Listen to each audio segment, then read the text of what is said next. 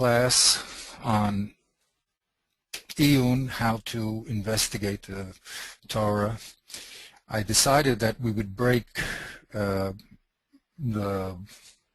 program into two parts. One, an introduction, which we completed, which was an overview of the program, how information is extracted in the Torah. And the second part, where we're going to talk about, which I call inside out, reaching the source, which is handling the actual sources themselves. And I call it inside out because we're going to go from the Pesukim into the Mishnah, into the Gemara, down into the Halacha, into the present day Rosh Yeshivas, and we're going to watch what each person does and why he does what he does and why it's necessary to do what he does. And by doing that, we'll be able to, Bezat Hashem, understand one slice of Torah from the source all the way to the present day, and then understand what people are doing when they're learning. Of course, they really have to be doing one of these activities. This is the source. That's still one, if you know, the Shema and Shiloh. Okay. So we said that we're going to take a piece of Torah. We're going to investigate one pasuk, really. The pasuk talks about when a man damages another man's field, he'll have to pay with the best of his field. So that's a pasuk in the Torah, and we're going to try to take that little halacha and show how each one of these levels deals with the halacha and what exactly they do. Okay, so today's class we're going to concentrate on the beginning of everything, the source, which is the Torah. And we're going to look at it. Last week we started out applying the methods of the Ramchal, understanding what the subject and the predicate is.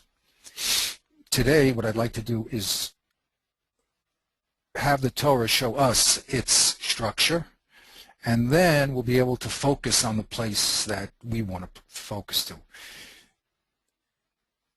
I always like to show the source, where we started and where we're going. Okay? So this is a little chart that we had before.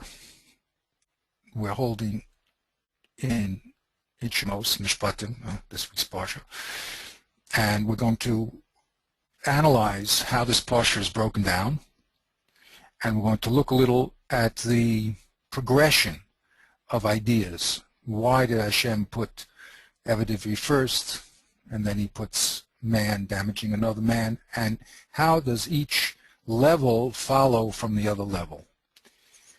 And the hope is that we will get to a deep understanding of where we're holding in the framework of this halacha, and then when we finally get to our little halacha, which is over here in Shein and Rego, we'll be able to understand its context and then take it to the other levels. Okay, so that's basically our agenda. Okay, so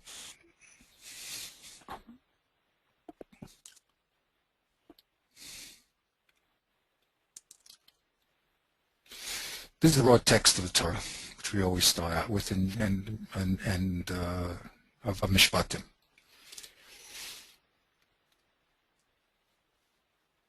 The first thing that I'd like to do with you is what we started last week, but to do it in a slightly different way. Instead of trying to determine the type of statement it is, let's just look at the nosei and the nasu.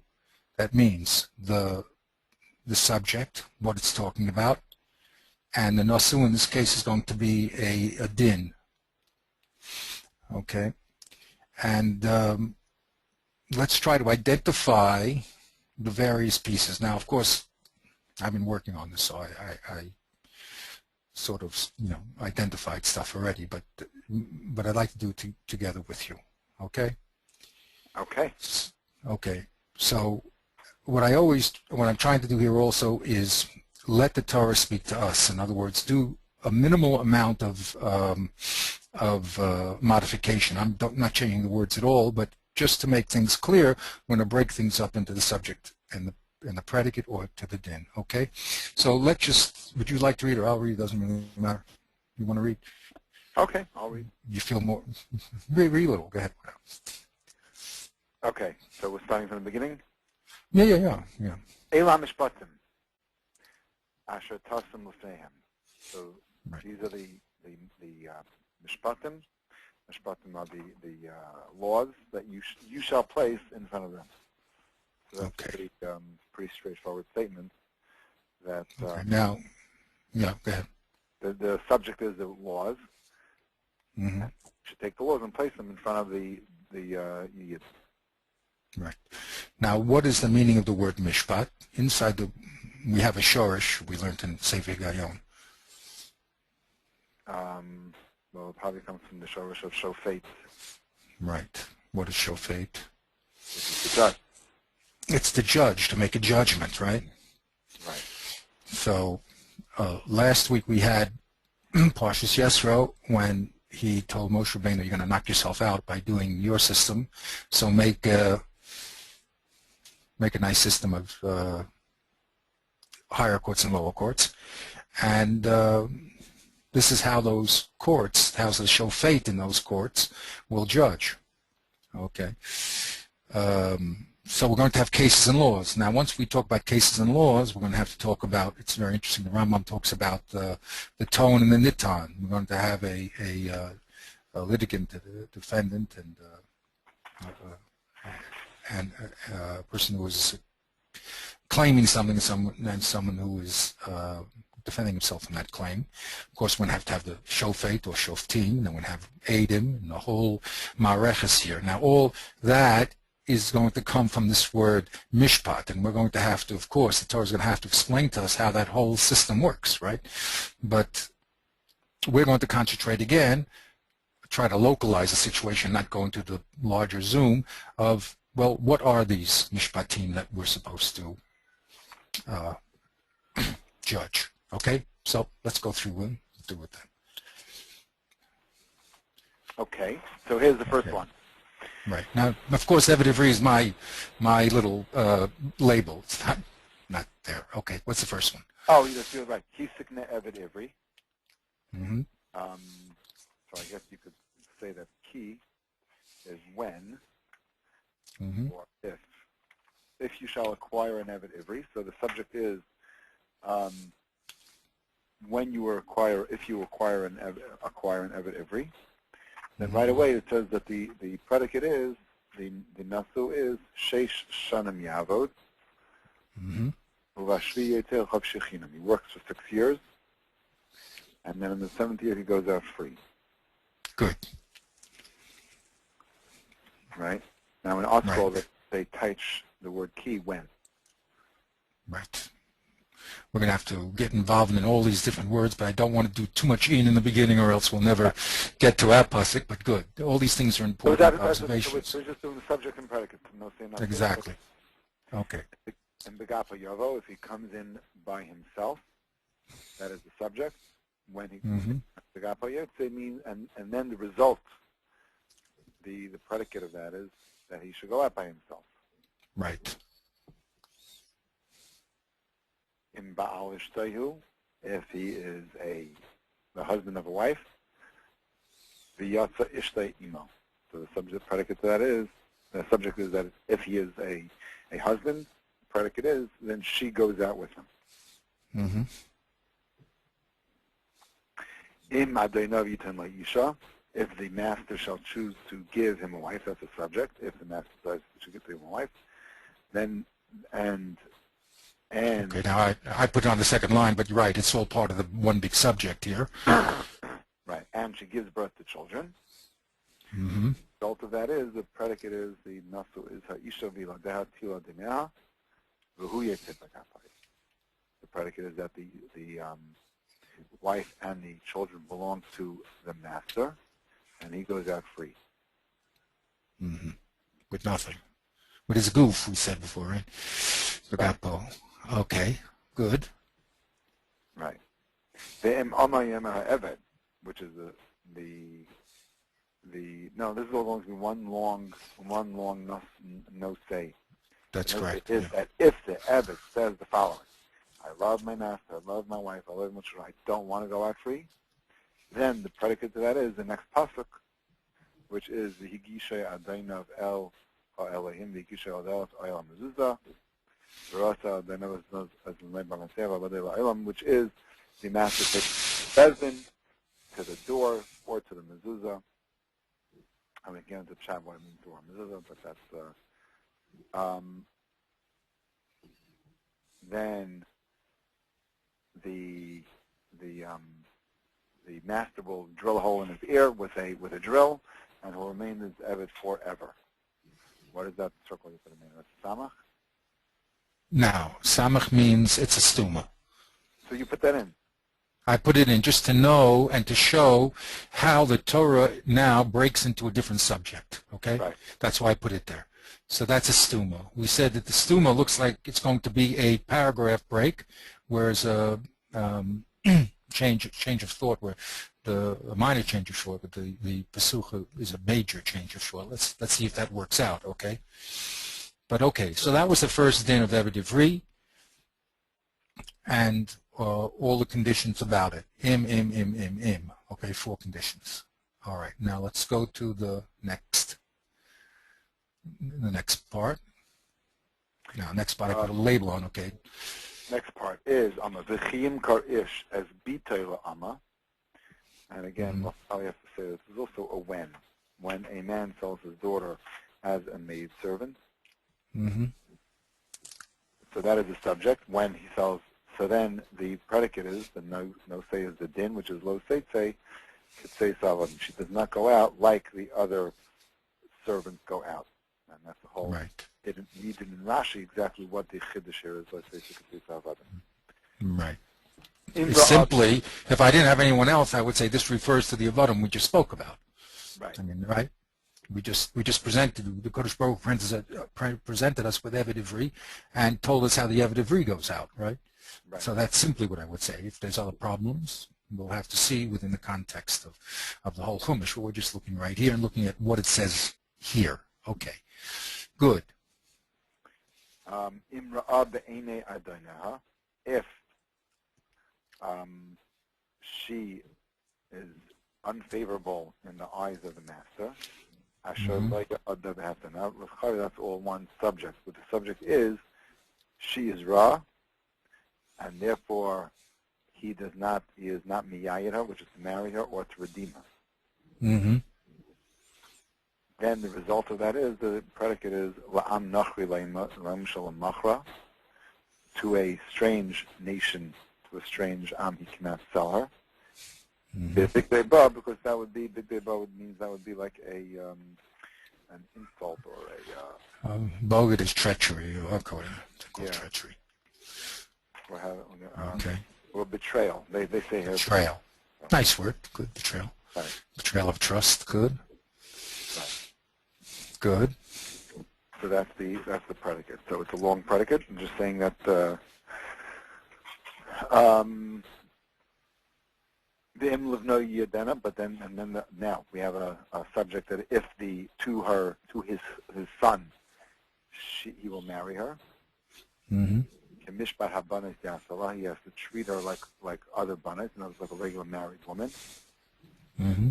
And if he takes another wife in addition to her, he's supposed to provide her with her complete she'era kasusa b'inasal, which is the predicate. So the subject was another wife. The predicate is he's supposed to provide her with these obligations.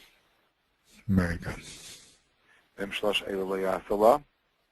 But if he doesn't do any of these 3 things for her, that's the subject, which 3 things, either to be miyayid her himself, or to his son, or to redeem her, then the yatz achinam ein kaseh. She goes out free without any money. She doesn't have to pay anything.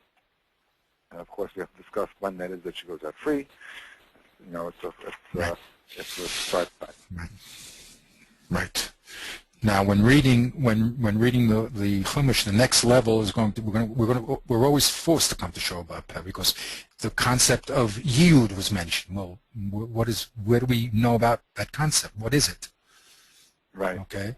So by reading the Chumash and starting out with the Chumash, you see the places where the Torah Shobah Peh must come in. It's impossible to understand and to actually actualize the Chumash without Torah Shobah Peh. Right. Right. Okay. Okay. So let's go on to the next. So that was a little section about the Evet Ivri and the Ama Ivriya. Okay. Right. Now, yes, again, why does the subject of Mishpatim start here? Okay, with Avadim, it should start with the next thing called people hitting other people or killing other people. Correct? How come Hashem started with Avadim? It's a very strange place. Right. To start. Okay. So a lot of people answer a lot of answers, but if we look at the structure, I would like to say that we're going to talk about here, we're going to talk about people damaging other people. We're going to start with the worst way you can damage yourself, which is to make yourself an Evet Ivri. And this, as we said, Rashi said this Evet Ivri, he's a mocher beistin. That means he stole, and he didn't have any money. And the Beis Din had to sell him as an Eved.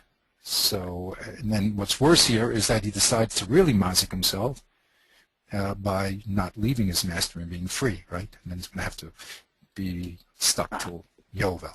So that was my little, by looking at the structure, I then said to myself, okay, what's this doing here, right? I wouldn't have started here with Eved Ivri, right? Start with a normal Jew. Why starting with Eved? And asking that question, looking at the structure, forces you to an answer. Okay, there's a lot of answers given, a lot of Muslim answers given and stuff like that, but that's the answer I'd like to propose and to see if it keeps going as we investigate the structure. Okay, again, I have these little notes that I put on. I added another level of the note because this is where we're going to focus our attention. Evet Ivri is all in the Gemara of Kedushin, since we have to deal with Bito and all sorts of women and those relationships. So, but we're going to focus here in our case in damages. Okay, so let's go to the next piece there. Now, what I did here was, just so I don't confuse you, the text still remains black. On the top, what I tried to do now is to define who is the Poel here, who's doing the activity, and who is receiving the activity, okay? So that's what I did up there, the first step, okay? So you can keep going here. Okay, Make ish v'meis. I shut it up. Yeah, I tried to keep the line straight. Beginning of the line where it says Make ish v'meis? Yes, it starts Make ish and meis. That's where it starts. There's what? There's an extra vav. There's no vav? Nope. Yeah, just Make ish and meis. Okay, that's a mistake. Okay. Neither of them have a vav. Make ish umeis, right? Make ish v'meis. So that's the subject. Good. And hits another man and he kills him. Predicate is the din meis yumas. That the man. Okay. Yeah. Now, again, we don't know how, and we'll investigate it, how this is supposed to be carried out. Again, Torah Shobah Peh has to come in here, right? What kind of misa you get? What? You go around and you kill him, Beis Din, how many people in the Beis Din, what type of evidence. You see, the whole picture has to be recreated. That's why the Goyim can't, they say that, they have stories why they don't do mitzvahs, right? It's all in their heart. But the real reason why they can't do mitzvahs is because they don't have Torah Shobah Peh. So there's no way that they can actually do it. And when they tried to do it, like our cousins over there, they chop people's hands off for stealing because it says an eye for an eye, tooth for tooth. So, so it's better that they don't. It's better that they keep it in their heart and not in reality, because without the Torah Shobah Peh, they make a mess of everything. Okay, but what we're doing here is you're saying that you're forced, if you're going to take this as a into reality to have a Torah Shabbat. These words are just the top of the iceberg. Okay, so Maki Shumeis, the din is most yumas. Okay, the next in here. Va'asher lo yitzada. And in a case where he did not ambush his fellow man, so that is probably the whole subject. Right. Is the case where he did not plan an ambush and Hashem caused it to happen. In other words, it was an accident that he killed his fellow person. Correct. So okay. The Samti L'chamakim, then I shall, then the Samti L'chamakim I shall, is that I shall? Yes. I shall provide for you, yeah. I shall provide for you a place, Asher Yonus Shama, where he can run there. Right. So those are the Ari Miklat, right? Right. So that's the predicate. Right. Talking about a case where somebody killed the shogeg. The predicate is the nasu is that he has to run to an Ari Miklat. Right. And we see this little stuma here, change of idea. Okay. Let's go here. Right. And we have the next one. Ish Yes. You got your pointer out. Okay, that's good. Yeah. There we go. Now here, there's a space there, but of course it's too close, so you can't see it. But that's where the space is. Right. So that's in other words, the predicate. So that is the subject here is that somebody plans intentionally to kill his friend. But arma means with planning and conniving. Mm-hmm. In English, they say it with guile, G-Y-L-E. Okay, we'll learn English here also. From my mizbeach, you could take him to kill him. And that's also a chiddush of itself. What are you talking about the mizbeach for? What's he doing on the mizbeach? Now Rashi mentions something about a Kohen. But the point is that he will get misa if he does this intentionally. So if he does intentionally, subject, predicate is he gets misa. Right. And the chiddush here, as you said, that we're talking about someone who is trying to seek refuge by holding on to the Beis HaMikdash. This is where the Goyim get this idea of these, when they go into the church, I forgot what they call it, no one can touch them. Okay, but here in Misa, goodbye, Charlie. Okay, let's go back to here. Now we have... So we're up to here. Umake. There's a vav there? There is a vav there, that's correct. Very good. So here the subject is umake of the imo. Mm-hmm. Somebody strikes his father or his mother. Mm-hmm. Predicate is mosimas, he shall die. And of course, this is when there is a wound. Now, not of course, but that's what's learned. Okay, right. That had to be derived. Right, that's true. That's correct. That's also Torah. Right. That's clearly here in the public. Here it just says he hits. We don't know with a wound, without a wound, we don't know. Okay. We also don't know, if you notice, that's really the same question we're asking. What happened to the Abba and the Ima? The other one said Maka Ishu Mace, right? We know what happened to that man, right? But what happened here to the Abba and the Ima? Right, so it doesn't say. It just says a Maki. So it sounds like just that the sin is just hitting alone, and that's it. That's right. So now that we're not talking about them dying, we're talking about something else. Now where do we draw the line? So there's where you came in. Just any hit, or does it have to have a bruise? Okay, we're going to have to draw the line the other way. But again, by noticing what the Torah didn't say here, so it looks like any type of makkah will do it, because the other ones spelled it out. Okay, let's go to the next one. Next one is umikalel. Oh, I'm sorry, skip one. No. All right. If somebody steals a man, he sells him. So the subject is he steals a man and he sells him. Oh, and him to the other. Three things. Three things. Three conditions in order for him to get the punishment of which is in the predicate of most you must, is he has to steal him, sell him, and then v'nimtza biyado. And what does that mean? You know, I mean, literally that we find what? We just sold him, so how could it be v'nimtza biyado? Right. It sounds a little bit contradictory. It sure does. So Rashi says it means that the witnesses saw that it was in his hand after he stole him, before he sold him.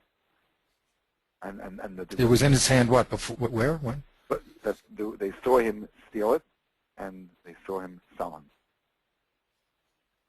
V'nimtza biyado was talking about the witnesses. Right. They saw what? Witnesses saw that he stole the. Right, Rashi says, "V'nimtza biyado kvar kodem l'chira," that it was found in his hand prior to the sale. Mm-hmm. In other words, they saw the person was stolen, and the person who was stolen in the possession of the ganav. Of the ganav, right? Okay. It's interesting. Exactly when, where, and how. That's all going to have to be explained. But again, by just doing this little pula, it forces us to come on to an understanding. It was a contradiction where you just said he was sold, and now you're saying he found it in his hands. Doesn't make sense. Right. Okay. Very good. Okay. Umekal, here's again umekal. Umekal of the emo, that's the subject. One curses his father or mother, then he also shall die. Mm-hmm. So, good. Now, we went from physical, we went from Misa, killing the person, right? Okay. To hurting the person in the case of the mother and father, to the stealing of the person, right? To the cursing of the mother and the father. Right. Okay, those are different activities that the Torah now laid out in front of us. We're going to investigate that, a little bit later with a different chart, but let's just make those observations. Okay, that we're switching here the type of activity that was done to the other person. Right. And also we're switching who the other person was sometimes, okay? In other words, it could be a stamish, a simple person, or it could be mother and father, and it'll have differences in din. Okay, let's go a little further here. Now we're up to number 5. If two men... No, before that. No, we just did Umekalev Aviv V'imo. I hope I didn't... Umekalev Aviv V'imo, one curses his mother or father. Yeah. Mostly mas. Mostly mas, he shall die. Good. Now, okay. Now we're discussing the chiyirivon anoshim. If two men are arguing one with the other,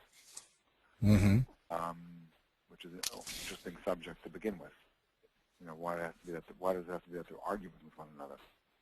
I guess they wouldn't hit one. I don't know if they were arguing. The hika isha, which is part of the subject. The evan of Egov is also part of the subject. By yamus. That's all the subject. One long subject. They're arguing. Right. Strikes another with a stone or with his fist, and the victim does not die, but he is nafal mishkav. He is bedridden. Right. Now, what is the din? What is the predicate? What is the nasu? In yakum, this halach pachut al mishantoy v'nika hamakeh. If eventually he gets up and he's able to go out on his own tower, then the makkah, the one the perpetrator, clean. Right. Rak shiftay, he only has to pay shiftay, and the rapi has to heal him. Right. So here we switch now from the din of Misa. Right. In other words, the victim here did not die. He was hurt, and because he was hurt, then the din changes also, right? He has to just give him the shifto and shevis and repoi. Okay. Right. What about paying for the injury? So it doesn't mention anything about paying for the injury here. But what is he paying for the injury? So paying for the injury healed itself. So what does he have to pay for? Oh, you're right. Oh, you're right. It says here, oh, he was only nofel mishkav, right? Right. Very good.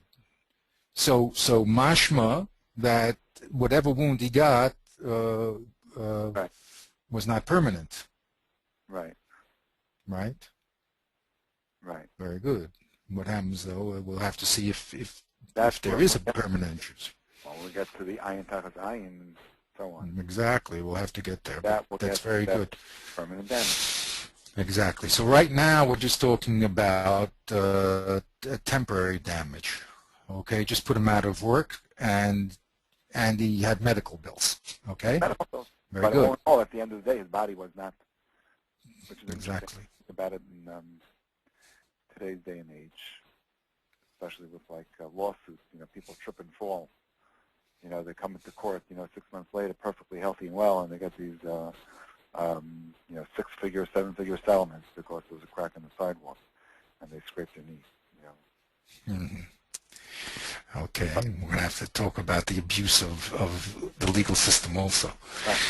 Okay, but again, I'll repeat them saying here, our Torah, if you're walking around, you're fine. So what's the problem? That's it. There's no problem. Right? You were out of work for 2 days. We'll pay you the 2 days that you're out of work. You have some medical bills. We'll pay you for your medical bills, and that's it. Exactly. But none of this gigantic knasim. Right. Okay. Well, that's why we shouldn't go to Goyish Goyas. Okay. Excuse me. Okay, let's go a little weiter. So now we're going to talk about a different type of hitting. We're going to talk about the subject of hitting a servant or a maidservant. With a stick. I guess he wanted to try to get them in line. That will be carried away. So that's all part of the subject. Right. So that's all part of the subject. Oh, so then no, you're the subject. So when you have the subject of that he died, then there's nakim, which means that that he has to die. That's what Rashi says. And without Rashi, again, we wouldn't know what nakim is. Exactly. Who's supposed to do nakama? Well, what happens? Well, I'd say most you must. All of a sudden, it switched the term. Shinui, excuse me, Shinui Lashon. Okay. Right. Excuse me.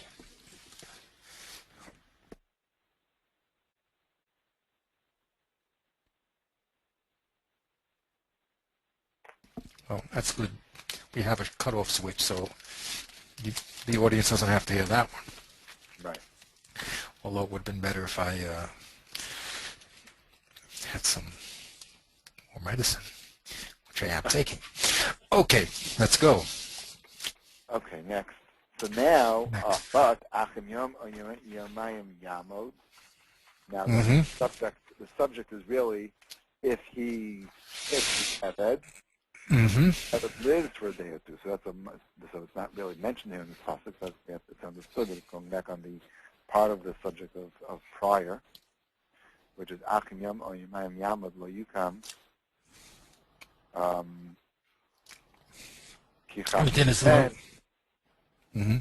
Then you don't take Nukama. Right. Because he is his money, he's his possession. That's saying that he doesn't have to give him anything. Or right. He ever lived for a day or two, so then the master is not obligated for anything. Okay. Good. Let's go to the next thing here. The chiyinatzu anasha. Can't. The natfu isha harav yoda. That's also the one long subject.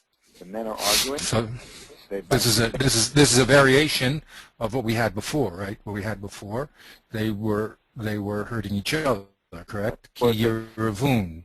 The chiyirivun is the chiyinatzu. So is there a difference? What's Shinui Lashon? Definitely. Definitely we have to ask. What's Yinatsu? The Nagafu Ishahara. and they smite, they strike a pregnant woman, and her blood then go out. I guess she miscarries. Right.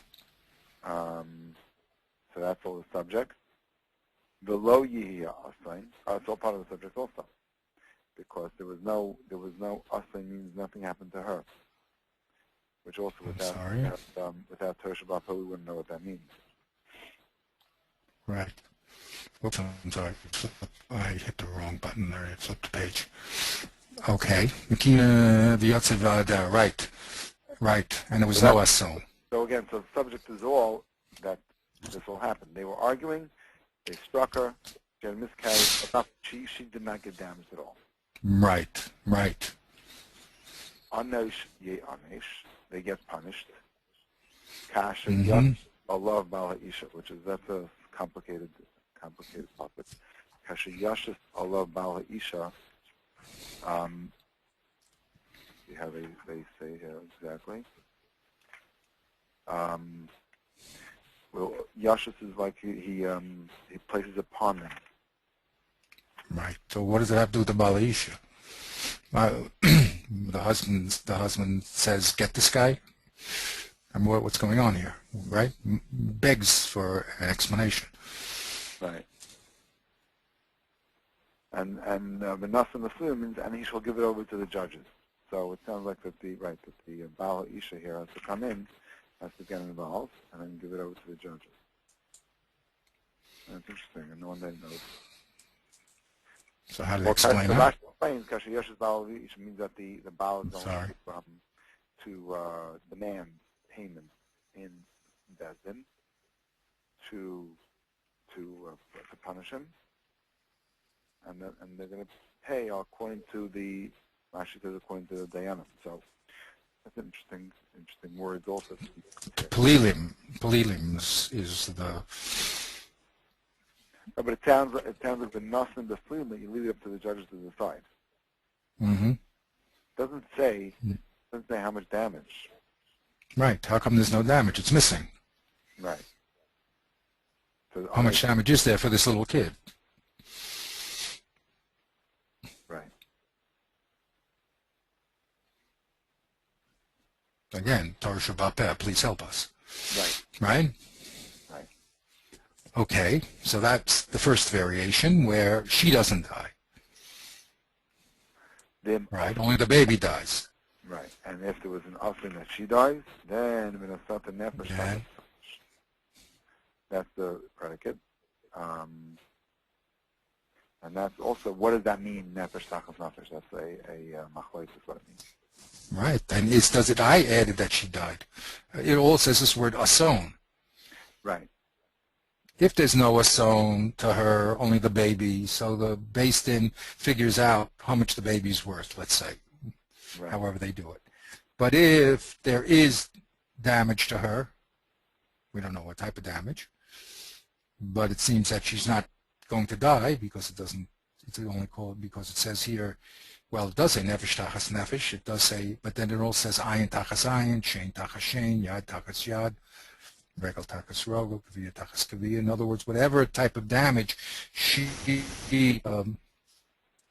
incurred, then they have to do an equal type of damage. Okay, and of course you're going to say, Torah Shabbat Peh, hold on, don't cut off people's hands, we're just going to give money, okay? Right.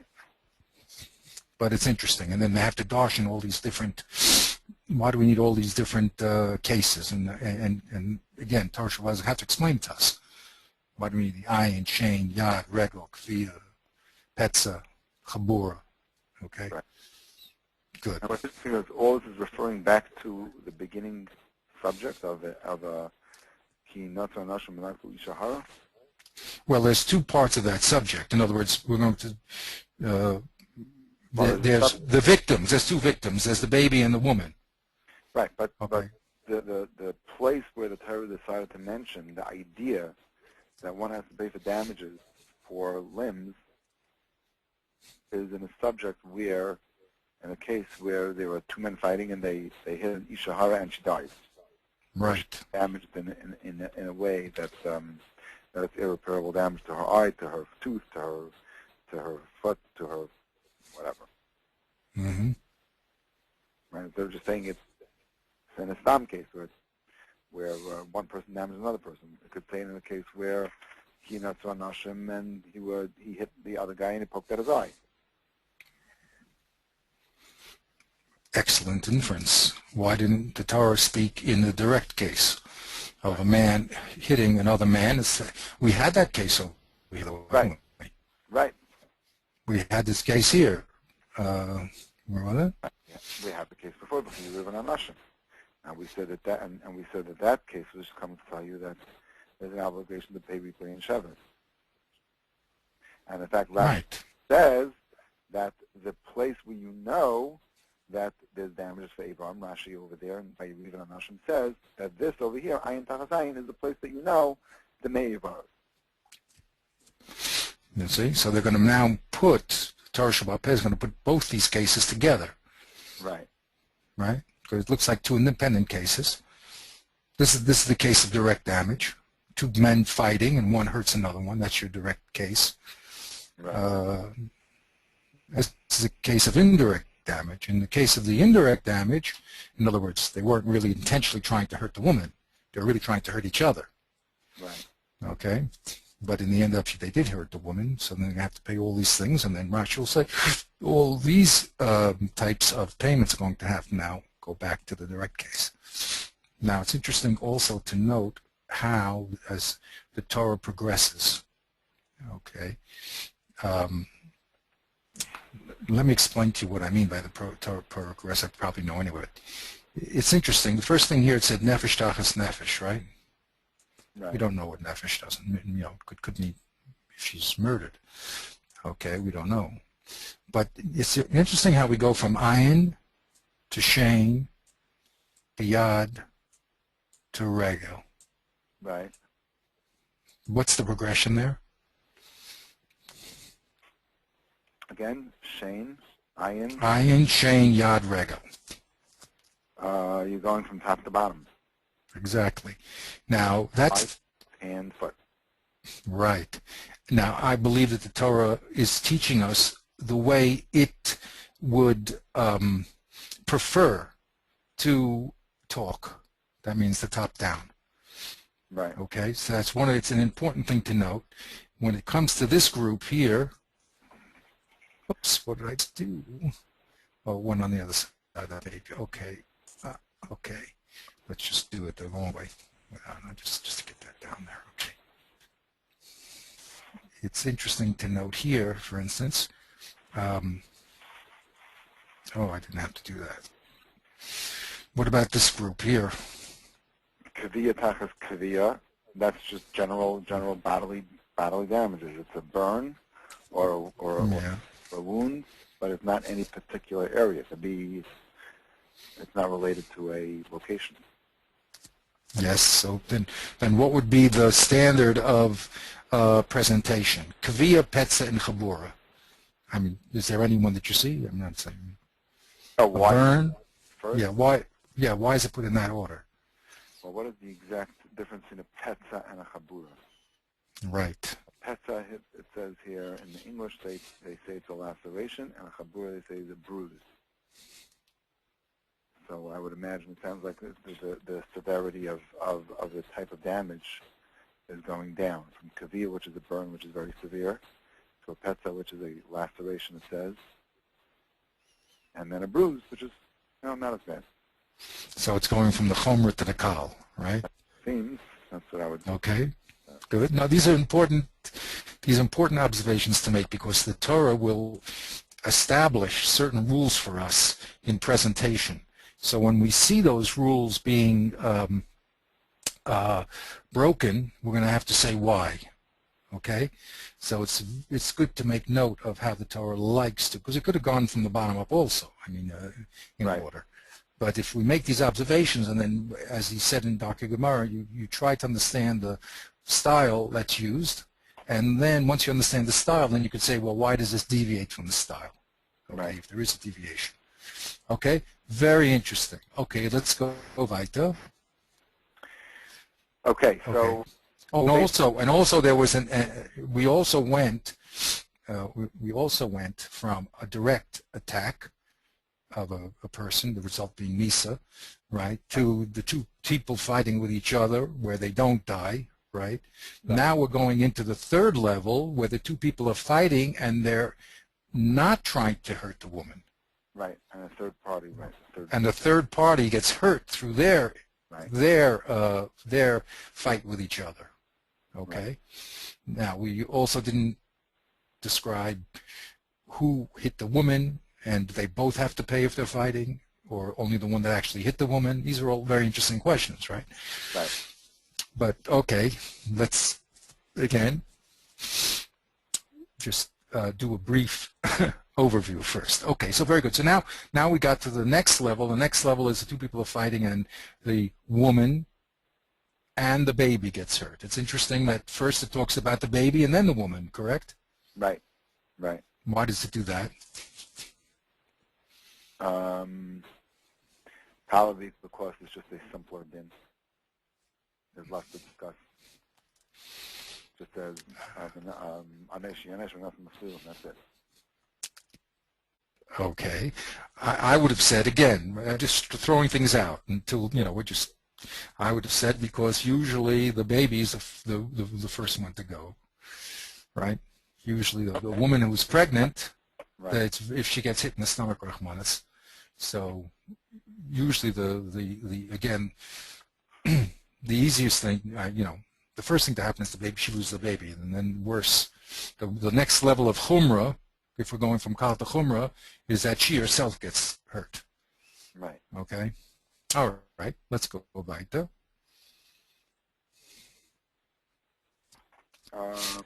Okay, so now we're finished with, basically, with Ayin Tachas Ayin, Shin Hashem Yavol. Okay. Now you have Chiyaki Ish Es Ein Abde Es Ein Amasis. So now we have another case of one poking out the eye of somebody else, but it's right. Not someone else, yes, but it's his servant, it's his Eved, and not just Sam Eved. We don't know what kind of Eved. It doesn't say in the pasuk.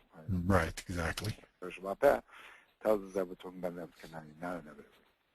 Right. You would never know. You'd say we started off talking about an Eved Ivri, so let's continue. How do we get this guy here? But okay, good. The Shichasa, and he destroys the eye.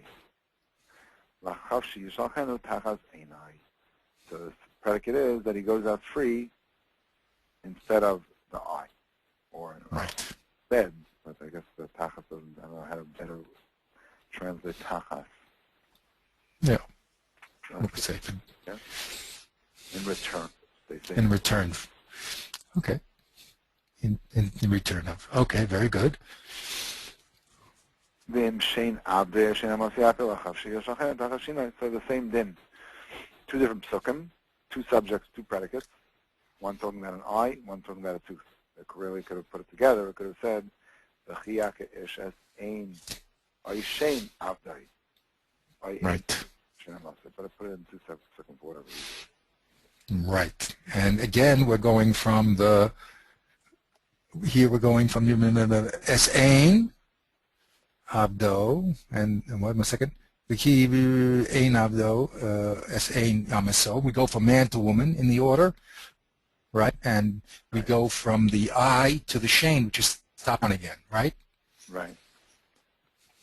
Okay, very good. Good. So now we're going to we're ready for the next one. We're finished with people. Right. Now we're talking about, as you put it, so Mazke Mammon, or I would have written Nizke Mammon. Okay. Mazke Mammon. Is it Mazke? Yeah. It's Nizke. It means the one who. That's why I put it in the. It's someone's mammon that does damage. Right. Nizke is nifal, right? That's the mammon that gets damaged. Oh yeah. Okay. But I think that's why I wrote Maske. Even though we should say Arbaf is Mazikin. It says Nazikin, or we're all used to calling it Nazikin, but that's not really. Nezik is the Nifal, which would be, there's 4 types of Mazikin. Okay, whatever. But now we switch again, going down from the man Now we're going to talk about his property, right? Right. Right. Beautiful. So Okay.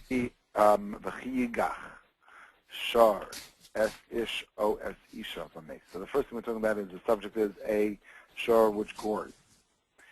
And who is the object of the goring? A man or a woman. And what happens to them? They die. Right. That is all the subject. The shar That's correct. gores a man or a woman, and they die. Right. Then the result is the predicate sakal yisakal hashar. The shar needs to get stoned. Mm-hmm. V'lo yachol b'sarai, and you cannot eat its meat. Mm-hmm. So it's subject of discussion. V'bal hashar naki, but the owner of the shar does not get any punishment. He is free. Very interesting. Right? Okay. So this is animal. He gets stoned. Why does he get stoned? I don't know. The animal gets stoned. Why don't you just, I don't know, like they say in today's society, put it to sleep. Put it to sleep, exactly. They could No, today they give it they give shots now. give it a poisonous injection and it's done. And that's it. Or they could have shafted it. They could have. I guess they don't want you to eat it. The point is that you can't eat it. Well, then they have a contradiction here because if it's stone, of course you can't eat it. That's what they ask. So. That's what Rashi asks. So Rashi says. Right. He says that even if somebody was to shaft it before it's stoned, you're still not allowed to eat it. Right. Okay, but now we're going to go good to the next level. The next level is a man's property, and we start with his animals. Right. And we say that the animal's got to go. Right. Okay. Right. Let's go a little further. The im shar nagahu, but if the shar is a nagach, so the subject here is a shar who is a nagach, and he's a nagach. We describe that by saying mitmal shulshan. That he was a nagach from yesterday and the day before. Right. And in addition to that, v'huad biv'alav alayish merenu. And then what happens? The name is Isha Isha. So that's all the subject. You have a shtar who's in Nagach. In sidebar, what is a Nagach? It's a Nagach in Moshe Hashem. Right. So it's meaning to say that the owner knew about it. Right. And he still does not watch him. Mm-hmm. And then it goes and it kills a man or a woman. Then the shtar is Yisakel. Mm-hmm. For all of you, the result of that is that they both need to die. Mm-hmm. So that's a money damaging, but there's something called in the case of a shar where it's a nagach, where it's a huad. It's a muad. Right. This is called a muad. The case before was a case where he wasn't muad. You call him the tam. Okay, that's the lashon of the Mishnah, right? So there's when he gores the first time or the second time, and when he gores the third. When he already gores 3 times and the Baal didn't watch him, and it's interesting, now it all spoke about an Ish and Isha. Before we never talked about an Ish and Isha, did we? This is the first time? Did we talk about Ish and Isha before? Oh yes, we did. Here we did. Yes. And the first one also Ish and Isha. But before that, who was the victim? The victim was... Before it was... Was an Eved. It was Kiruv and Nashim. There was an Eved.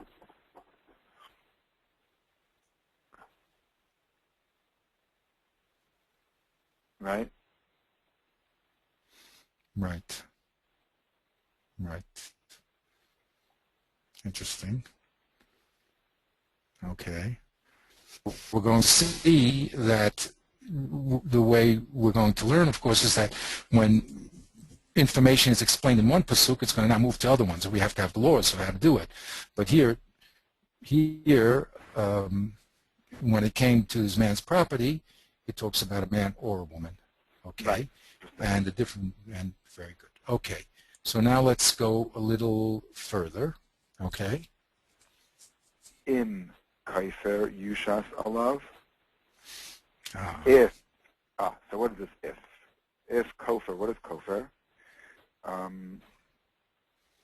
So Kofar is a redemption, or they say in English a ransom. Okay, it's an interesting word. Okay. So the Beis Din says to him, well, you want to die, my friend, or do you want to give a little money? Right. So Then pidyon nafshe, then he should give the redemption of the pidyon of his nefesh, which is, again, how much is that? That's going to be the subject of a machlokes. So actually, Yushas Olav, for whatever they place upon him. So the subject here is in Kofar Yushas Olav, and it's really also lacking in when do you apply the case of Kofar, and when do you apply the case of Ba'alav Yuma? Exactly, Yumos, right, exactly. Very good. Okay, let's go right to the next thing. We're just we're trying to get a broad overview and to see the structure of the cases. Right. Okay? All right. In Bein Yigach Obat Yigach, if a katan gets gored, or a katana gets gored, and say that specifically in the pasuk, it just says Bein, meaning a ben or a bat. Or a bat. No. Now, ben could be a son, right? Mothers always say about their sons that they're always their sons until, mothers always mothers, and the children are always their children until they're 120. Right. But Rashi tells us here that it's a katan or katana. Very good. Now we also have to understand, is this a rule, where it applies, okay? Was it because of context? That's all the deep understanding of where we got to the fact that these are katanim, okay? But Baruch Hashem, it says, that's what Rashi explains. It's talking about katanim. So then it's kamishpat hazeh yaselo. In other words, the same law applies to a katan. Right, kamishpat hazeh yaselo, the same rule. So that's the process predicate. Good. Now we're going to have another subject about goring. An eved yigach hashar oyama. If the shar gores an eved or a maidservant. Right. Then the predicate is shloish akesef shloishim shkalim yitim adainav v'asher yisako. The 30 kesef shkalim he has to give to the master, and the shar gets misa, gets killed. Now, what happened to the eved? Good question.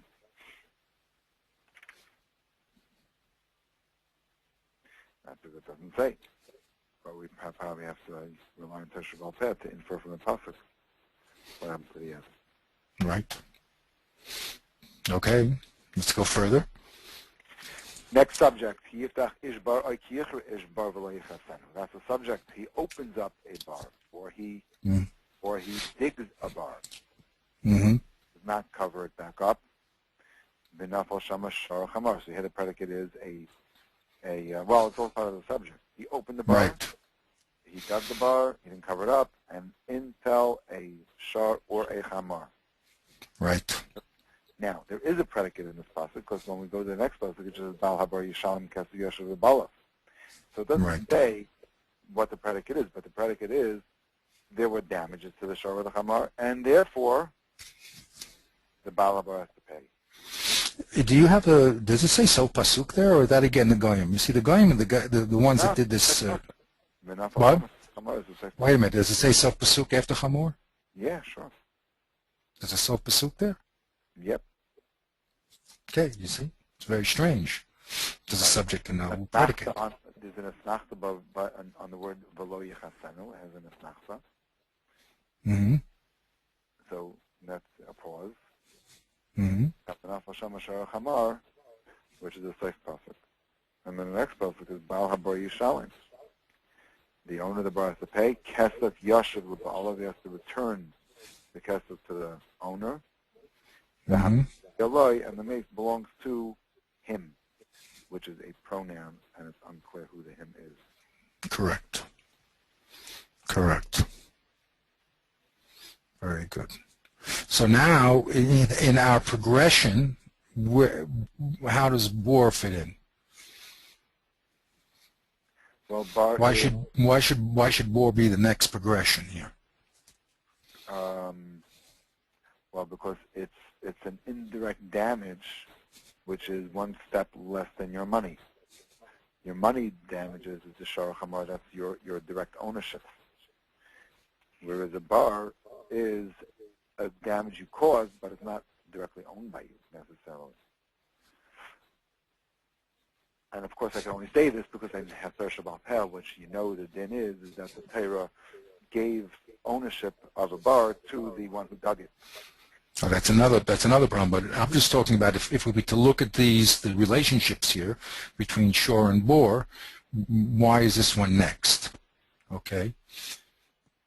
Yes. Why does it follow after shore? We're going in progression away from the human. So exactly. Damage. Then it was his money who damaged. Now it's his. It's a damage which is not his money, but is a resultant that he caused. Something that he caused. Of his actions, right? Right. Very good. Exactly. So this is not his money, right? Not his money, right? Right. And yet he's still chayiv. Very good. Okay. Let's go further.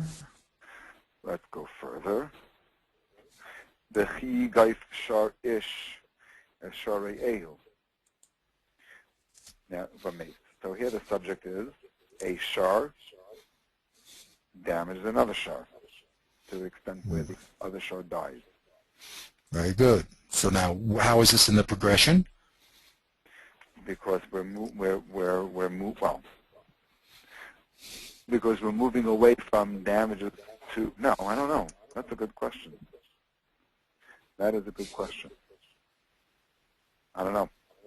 It doesn't go with our theory of the progression because really this should have been before bar. Because bar, the damage of the bar is a shar or chamar.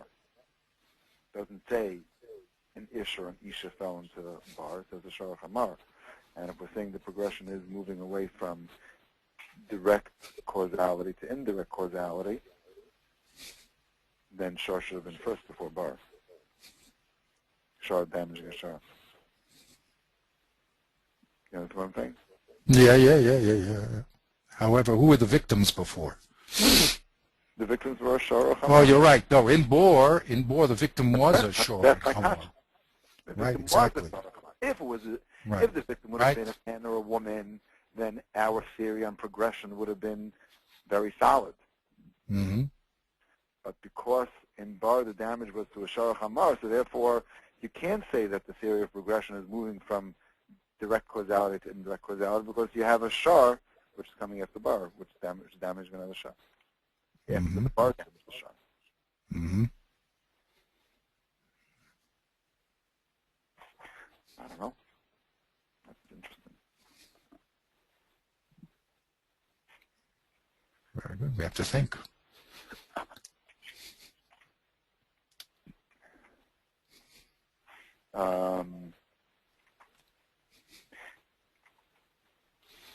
Unless you say, no, you can't. It's very hard. It's very hard. It's very hard. Doesn't seem that progression theory is working here. Broke down. Well, the question is understanding the nature of we have to go in a progression from shar damaging, because we went from shar damaging an ish or an isha to a bar damaging a shar or chamar. Right, that's where we switched. Another shar. There may be less control that a human has in controlling his shar from damaging another shar than he has from a shar damaging a human. He should have been more in control of his shar to make sure it doesn't damage a human. A step away from that is a bar damaging a shar. And then there's even less control that he has of a shar damaging another shar. That may be so. So there is, if we're working on the theory of the cause and effect of the human being responsible, maybe the responsibility is less.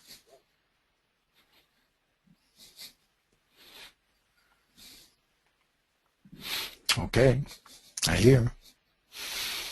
Okay, let's go weiter. Very interesting. Okay. I have a lot to talk about at the table this week. No, this is very, it's the portion. This is the way it should be done.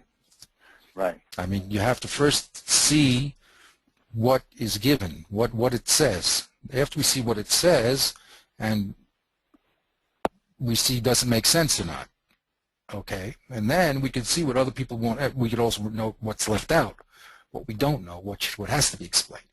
And then when we go to the next level, we'll say, this had to be explained. And we'll understand why it had to be explained. Okay, that's the whole activity here. Okay, good. So this one, we have to put our thinking caps on, but make up a theory. That's not bad. Let's go a little weiter. Okay, so this one was the shore damaging the shore. Sure. So wait, we didn't finish up. We said, Chigav shor shor eyuv mace. Yes. Umachru es shor hachai, v'chatzu es kasboy, v'gamas hameis yachatzim. So this is a special predicate here that the rule is, you take the live shore, you take the dead shore, you sell them, you divide the money, I guess, and you divide it between the owner of the shore that did the damage and the owner of the shore that got damaged. Okay. Now, or it is known, kishor nagachu mitzvah shoshain, that the shore was a nagach. Again, we had this before. A nagach, mitzvah shoshain, same words. Kishor nagachu mitzvah shoshain, v'lo yishmerenu. Okay, now we're going to have to ask Hakam over here. It says v'lo yishmerenu before it didn't say that. Oh, it does say. It does say. Yeah, it does say. Yeah. Here it doesn't say the word b'valav. Here it just says Well, it does say well, yes, it doesn't, right. Shalem yishalem shor tachas hashar v'ameis yaloi. So then he has to pay shor tachas hashar, and he gets to keep the dead shor. Right. First case, they split the shore, the dead one, and this one, he gets the whole one. Right. He pays the whole price for it, and then he takes the shore with him. Okay. Ki yignayv ish shor oiseh. See, now we're going back to what's the progression here? We're going back to a person who steals. And we had a person stealing before we had a person stealing a person. Right. So when the victim was a person, so that was down the line in the progression, right? Right. In other words, but now the victim here is not a person. The victim here is a shore. Money. It's the money of another individual. Well, at least the shore. So and if that equals money, that equals money. But right now it's talking about the shore.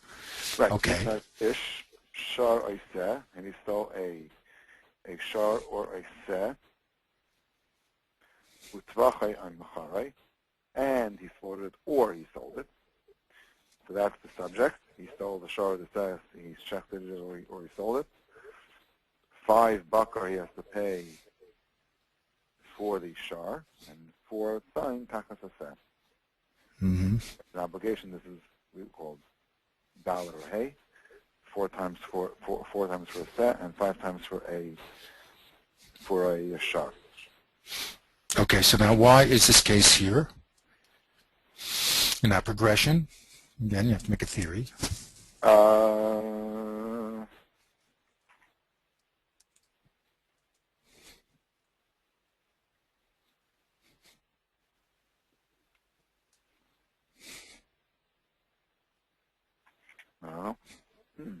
Let's keep reading a little. Maybe it'll be clearer to us. Okay. Okay. So the first case, he steals an animal, and he's a mazik. There's 2 types of mazik. And first of all, is a ganav. That's one type of mazik. Right. Takes the animal out of the shoes of the person, and then he does worse. He slaughters it, or he sells it. Sells it, I suppose, means that you can never get it back again, right? Or why not just if we know who we sold it to, why don't we just take it back from the guy? Well, obviously. Okay. What? Stolen property?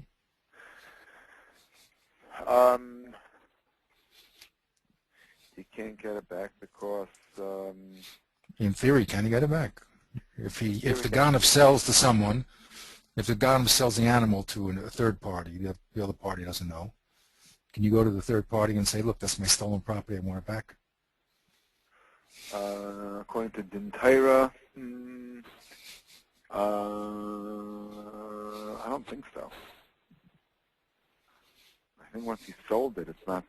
There's a shina reshus, so it's not considered the ganav's anymore. He has no claim to it.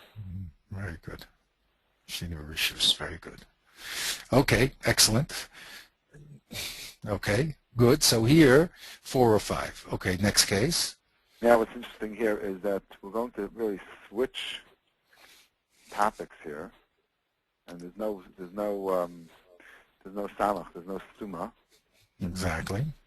But the Goyim decided to put in a parak here, so you can't bring it right in that much. Exactly. This is one of the reasons why I say it's strange. I mean, it's not strange. We can give a svara for it, but the Torah doesn't indicate there's a change here. Matter of fact, it's talking about the same. Yeah, but the Goyim decided to put a paragraph in here. Right. Okay, let's read it. In the Machteres, if in surreptitiously, yeah. Machteres is really the exact. From the word choter. Choter means to dig. To dig. So it's like he came through a tunnel, theoretically. Yeah, exactly. It doesn't mean he actually had to dig a tunnel. It says underground. In the art school, they call it underground passage. Yeah. Okay. That's again. We have to go from what it says to, right. Extending the din. But right here it says if he digs in, right? Right. In the Machteres, Yimatzeh Hagana v'hu mace, and he is found. It doesn't say who found him, but he is found and he is killed. Now, I guess the understanding, without any Torah Shabbat, the simple understanding is that's the person who lives in the house. Yeah. And he killed him. Ein lo damas. He has no blood. Meaning that he's not obligated for killing him. So the subject was Machteres Yimatzeh Hagana v'hu mace. Predicate is damas. Right. Now, this is an interesting lesson. Im zorcha hashemesh olav, if the sun shall shine on him, then it is damas. Now, without Rashi, without the Shabbat page, you know what this means. The sun will shine. The sun shines every morning. Exactly. What's it mean the sun shines on him? Right. Right. And, of course, Rashi right away says that it's a mashal. Ein zeh ela kamin mashal. Very good. The guy who is coming in is not going to kill the people who live in the house, then he's not going to kill him back. And Rashi says the example is the father comes from the son, so it's known that the father is not going to kill his son. Right. Although in 2012, I don't know if you hear these stories, and you don't hear all these crazy stories that we have here in America, but Baruch Hashem, there's certain things I don't hear about. Okay. Here in the United States. But, yeah. Im Zarcha Hashem Shalav, right. So Rashi explains a mashal that if he knows that the Ganav would never kill him, right? Right. No. So then damim lo. Now there's 2 cases here. There's damim lo and ein lo and im ein lo. No, ein lo dam is the first case. That's where Machteres Yimatzeh Hagana v'hu mace. That's where the Ganav is thought that he's going to actually, kill or be killed. Okay. So now how do you read the second pasuk? Yes, interesting. Im Zarcha Hashem Shalav. And if it is clear, well, let's not type the words according to its literal translation. Let's type it according to the nimshal, which is if it is clear to the inhabitant of the house that Ganav will not kill him, and he does kill him, then damim lai. Right. Now, what's the next part of the pasuk? So that really is the din, right? Yeah, right. So, well, this it says. You should have. It should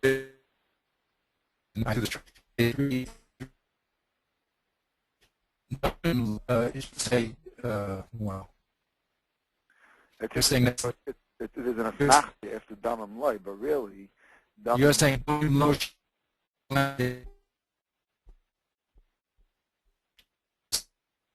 money. What does damim lo mean? Ain't lo damim. means get killed. That there is no, that means that there is no chiyuv ritzicha. There is no responsibility that the inhabitant has for killing this thief. Right. But if it's Damim lo would mean go ahead. that that there is responsibility for killing this thief. What is and the Now, responsibility? according to the way Rashi, I wasn't reading Rashi carefully enough, but the way Rashi is understanding damim lo or ain lo damim. Damim is a mushal for life. So ain lo damim means there is no life to him, to the ganas. He is considered dead. So like Rashi says, ain zu ritzicha, hareu kameis me'ikaro. He is considered like he's dead from the beginning. And when Rashi says for damim lo, Rashi says kichai hu kashav. So damim in ain lo damim means going on, is really referring to the thief. Is he alive or is he dead? Did I lose you? The internet is falling. You sound like